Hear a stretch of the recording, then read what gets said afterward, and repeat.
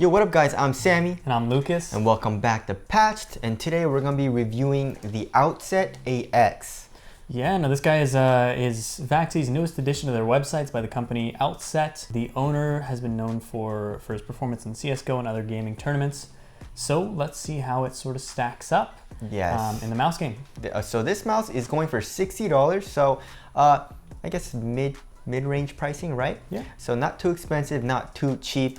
And so if you guys do want to get it, we'll leave a link in the description box. And also if you guys want to follow us on Twitch, here is our Twitch channel.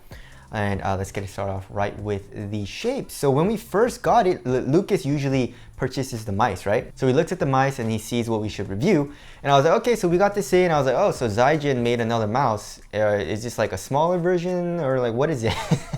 And then he's like, no, it's a different company. I was like, what?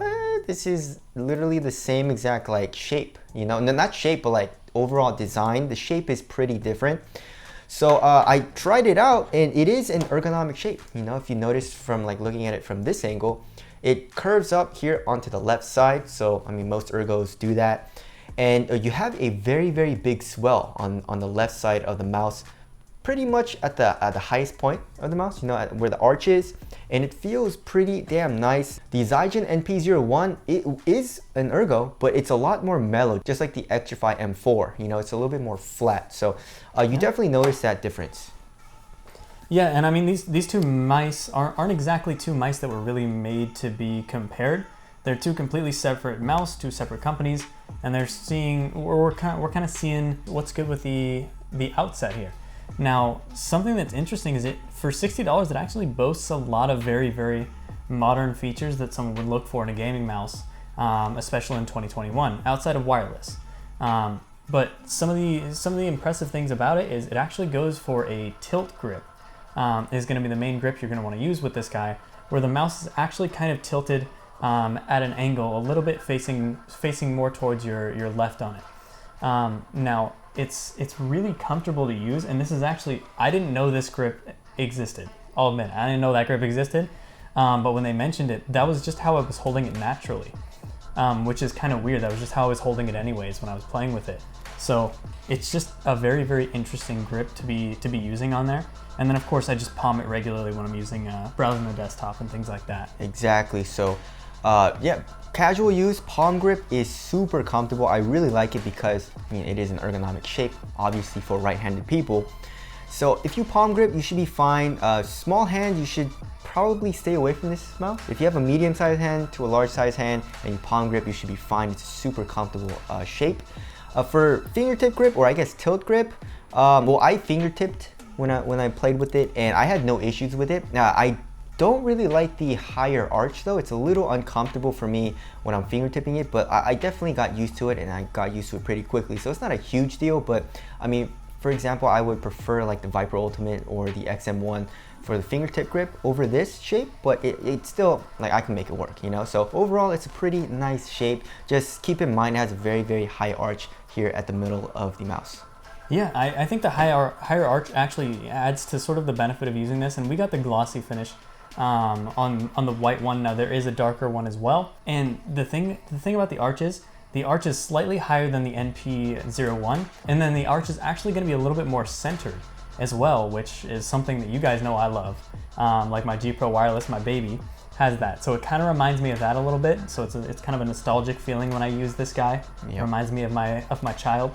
And so I really enjoy using this mouse. And usually I don't like ergos, especially like these big chunky ergos, but I actually didn't mind using it. I really didn't. I used it in Call of Duty. I played a little Minecraft with it. I played a little Fortnite with my little cousin. And it was a joy to use, really. It didn't take much transitioning to get into this mouse. It just felt very premium in the hand. All right, so as far as the mouse clicks go, for the mouse 1 and 2 buttons, where they're using Huano 60G switches, and they feel pretty damn nice. I mean, the click is very satisfying. It reminds me of like Logitech mice, you know, but it's a little bit soft, you know, compared to like what I like, you know, for example, like in the ultralights or in the XM1s. It's a little bit softer than that, but it's still a very, very satisfying click. There's not a whole lot of pre-travel. There is a little bit of, actually no, not a whole lot of post-travel either. Maybe a little bit more than the pre-travel, but for the most part, it doesn't feel laggy or anything. So those feel nice. And the side clicks feel nice, dude. That's crazy. The side buttons usually on mice are very mushy.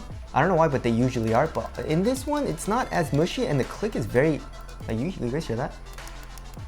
Just a super satisfying click and very easy to press. Like I mentioned before, the arch is pretty high here on the side, so your thumb is gonna need to move up a little bit to press the side buttons. It's something I had to get used to a little bit, but you know, it's not a huge deal. And then the scroll wheel the steps are okay. Not the most defined steps. I'd say they're a little bit more tactile than the Model O. So they weren't my favorite, but it was okay. Man, I gotta say, this it's got some very tactile clicks on there. I really love the Huano switches on here. I would say it's very defined, and it's leaps and bounds ahead of, like, say, Armron 20Ms. It's such a nice and defined click. And of course they got that texture over there as well, which we'll get into a little later in the build quality section of the video. But yeah, the side buttons are also something that I tend to overlook just because every company is just kind of like, it's a mushy side button as always, you know? But this one really stood out from the crowd. It's just this very definitive click on there that I just love. It's a really interesting thing, and it's kind of shaped a little bit like the G Pro Wireless with the side buttons on there. And again, just reminded me of my child. They're pulling at my heartstrings for this one. All right, as far as the cord goes, what are they calling this, anything? Not that I know of. Infinity cord. I don't know. The Infinity Gauntlet cord, right? So this cord is not bad. I would say it's actually a little bit stiffer than most other paracord that I've used, right? It's a little bit stiffer than that. Yeah, a little bit stiffer. But I didn't really notice it all too much. It's still like not a huge deal, but just keep that in mind. And then as far as the skates go, they're using pure PTFE skates. You know, they're completely white and they're extremely fast and extremely smooth, especially on this glass pad. So yep. Yeah. With the cord, I really didn't have any problems with the cord. I wasn't even using it on a bungee or anything. I know, bold.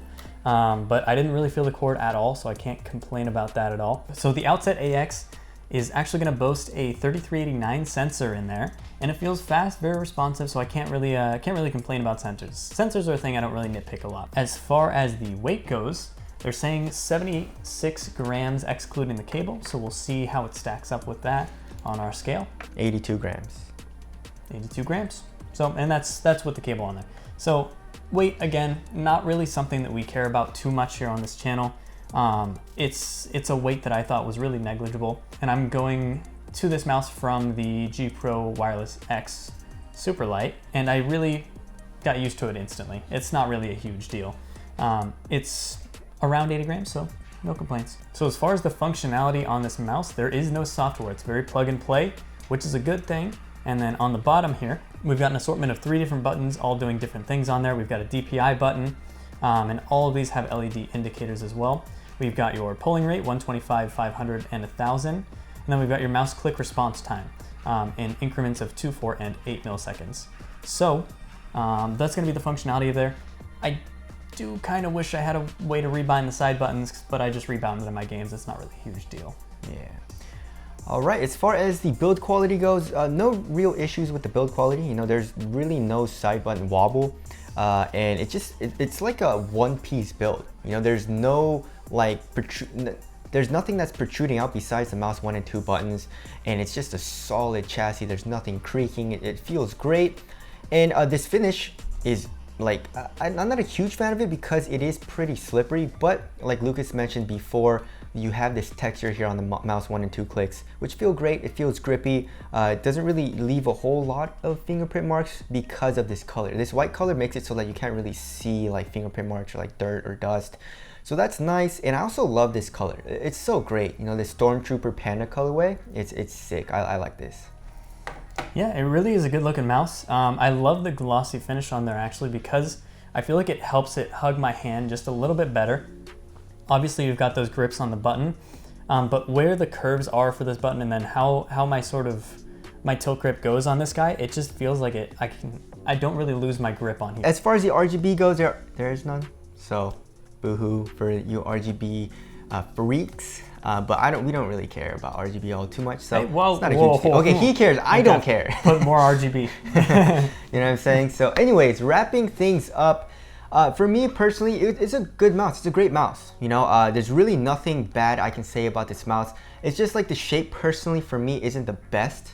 So that's why it's probably not gonna be on my desk. But if you like ergos and you like a higher arch, especially with this kind of shape, and the buttons are great, the skates are good and all that, this is a great choice. And this colorway is really sick. So you guys should have no problems with purchasing this mouse. Yeah, I really think for 60 bucks, this could fit into anybody's setup. And then another discount, they didn't send this to us at all. We purchased this with our own money. So this is just like, I feel like it really fits in well on anybody's desk. It works for small, medium, and large hands. And for the grip styles on there, I feel like a palm grip would work on this guy. Fingertip works all right. But the tilt grip is actually something new that I discovered and have come to like on this guy especially. So it's a very interesting mouse, and I feel like the only thing that would keep me from daily driving something like this is just gonna be the wire on there. Like if they could keep this thing the same weight and make it wireless, this would probably be my daily driver, to be honest. But anyways, that about wraps it up. Again, if you guys want to get it, we'll leave a link in the description box, but that's it. Thank you guys for watching, and we'll see you guys in the next one. See you in the next one.